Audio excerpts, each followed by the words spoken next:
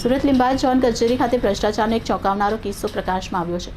ઝોનના કાર્યપાલક ઇજનેર વિપુલ ગણેશવાલા સામે 15 લાખ રૂપિયાની લાંચ લેવાનો ગંભીર આરોપ લાગ્યો છે।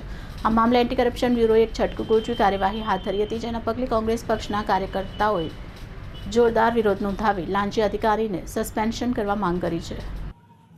લિંબાયત ઝોનના કાર્યપાલક ઇજનેર વર્ગ 1 વિપુલ ગણેશવાલા દ્વારા બાંધકામની નોટિસોને લાંચ ચલાવવાનો ધંધો બનાવી દેવાના આરોપો વચ્ચે કોંગ્રેસ પાર્ટીએ તૂટી પડતા સખત વિરોધ નોંધાવ્યો છે।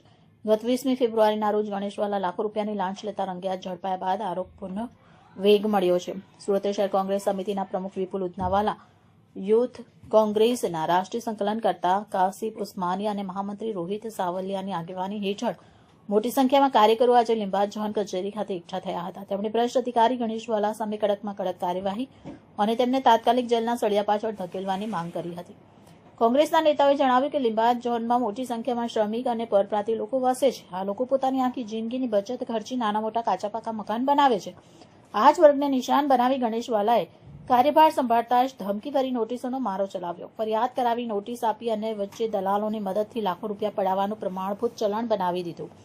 નોટિસ જ નહીં, સમગ્ર તંત્ર પર તપાસ થવી જોઈએ। કોંગ્રેસના નેતાઓનો આરોપ છે કે ગણેશવાલાએ પોતાના કાર્યકાળ દરમિયાન ઝોનને ભ્રષ્ટાચારનો અડ્ડો બનાવી દીધો હતો અને વચેટિયાઓના નેટવર્ક દ્વારા કરોડો રૂપિયાની હેરાફેરી કરી હતી।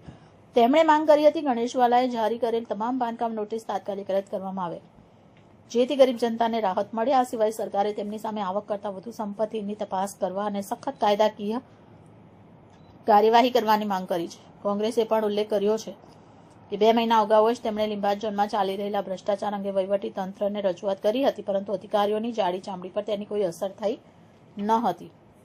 ભાવિમાં પણ આવા કોઈપણ પ્રકારના ભ્રષ્ટાચાર સામે કોંગ્રેસ જન આંદોલન છેડવા પાછળ નહીં હટે તેવી ચેતવણી પણ આજના ધરણા દરમિયાન આપવામાં આવી હતી। પાર્ટીએ નવા નિમાયેલા અધિકારીએ મર્યાદામાં રહી જનહિતના કામ પર ધ્યાન કેન્દ્રિત કરવાની સલાહ આપી છે। વિપુલ ઉદનાવાલા, સુરત શહેર કોંગ્રેસ પ્રમુખ।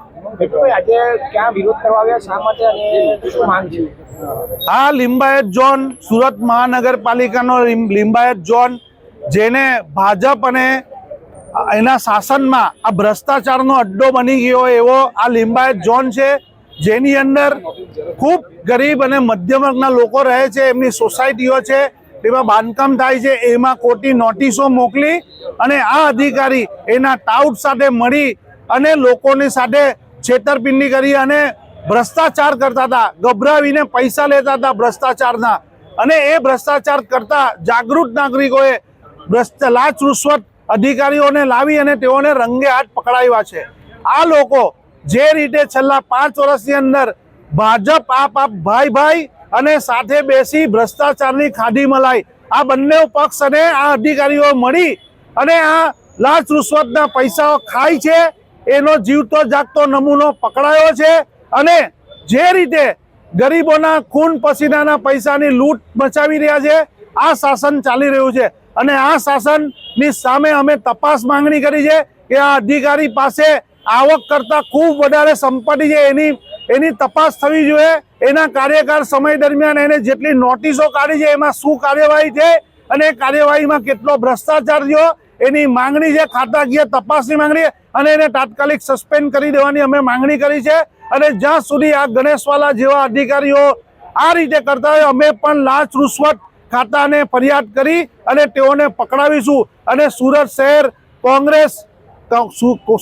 કોંગ્રેસ હવે આવનારી ચૂંટણીની અંદર સત્તા પર આવશે તો એક પણ એવા અધિકારી બાકી નહીં રહેશે જે લોકો મધ્યમ અને ગરીબ લોકોના પૈસા ભ્રષ્ટાચારમાં ભેગા કરતો હશે અને લૂંટતો હશે, એને પકડીને જેલમાં ભરી દેશું અમે।